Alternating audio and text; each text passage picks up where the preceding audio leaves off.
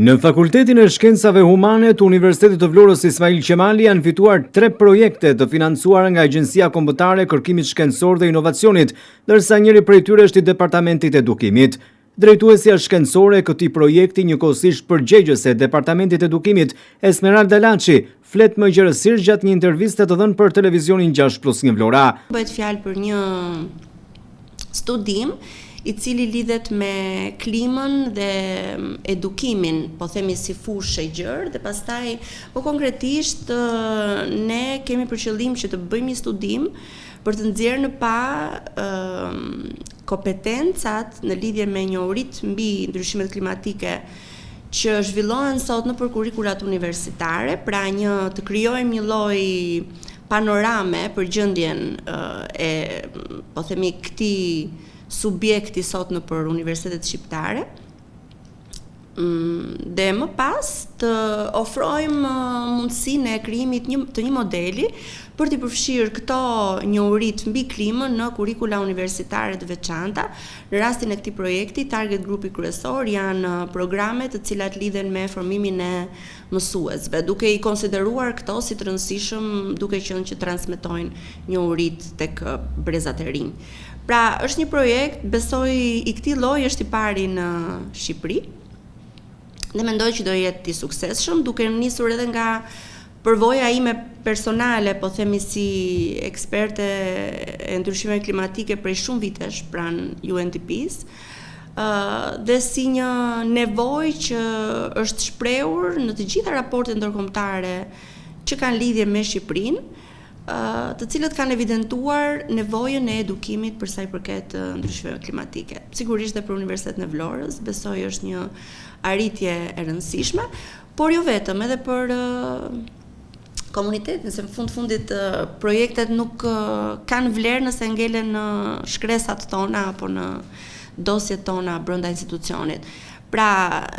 të gjithë ne jemi të ndërgjegjshëm që klima po ndryshon nga njëri vit në tjetrin me pasoja të rëndësishme, dhe është mirë që të gjithë ne të përgatitemi për çfarë do ndodhi në të ardhmen në këtë fushë. Dhe kush më mirë se mësuesit e ardhshëm mund ta bëjnë këtë transmetim njohurish nga bankat e Universitetit të Vlorës drejt nxënësve që ata do kenë në të ardhmen. Por me fondet e vet Universitetit të Vlorës është duke u realizuar në Fakultetin e Shkencave Humane edhe një tjetër projekt i rëndësishëm që i shërben trashëgimisë kulturore, arkeologjisë dhe historisë, 2 gujda ndryshe nga sa janë parë deri më sot dhe që do të ndihmojnë më tej në zhvillimin turistik të Vlorës. Faktin që në departament po zhvillohet edhe një projekt tjetër i cili është financuar nga buxheti i Universitetit të Vlorës, që edhe ky lidhet drejt për drejti me komunitetin, jo vetëm lokal, por edhe kombëtar dhe ndërkombëtar, dhe bëhet fjalë për realizimin e 2 guidave, një guidë arkeologjike dhe një historike.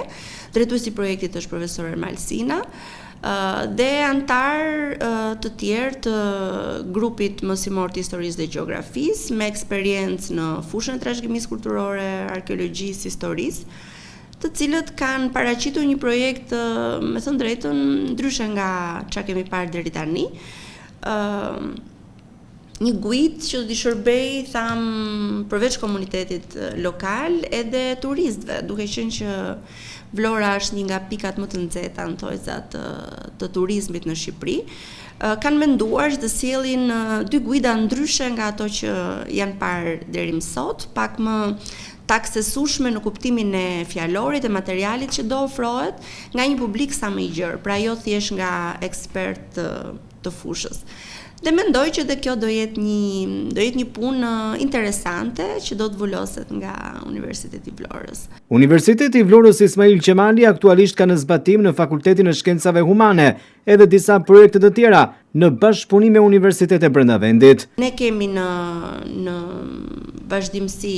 bashkëpunim me Universitetin e Tiranës dhe aktualisht po bashkëpunojmë për një projekt në kuadrin e programit Jean Monnet, zhvillimin e një moduli i cili lidhet me rëndësinë që kanë ligatinat në Shqipëri, se është bërë çështje e nxehtë dhe çështja e nartës ditët e fundit, kështu që Kemi pasur vizionin që ta trajtojmë këtë gjë një vit më përpara kur bëm aplikimin, edhe tani po zbatohet, edhe ka përfshirë jo vetëm student të Universitetit Vlorës, por edhe po themi punonjës, specialist të institucioneve publike në Vlorë, por jo vetëm, siç janë zonat e mbrojtura, Agjencia e Bregdetit, punonjës të qarkut e kështu me radhë. Profesore Esmeralda Laçi vlerëson në vijim edhe kapacitetet që ofron Universiteti Vlorës Ismail Qemali në drejtim të përfitimit dhe zbatimit të projekteve. Dhe të gjitha këto tregojnë që universiteti është një hapësirë që ka kompetenca teknike dhe shkencore shumë të mira, të cilat mund të vijen në dispozicion edhe të projekteve të ndryshme që kanë lidhje me komunitetin, me institucionet publike dhe absolutisht dhe me partnerët ndërkombëtar, qofshin këto universitete apo institucione të llojeve të tjera.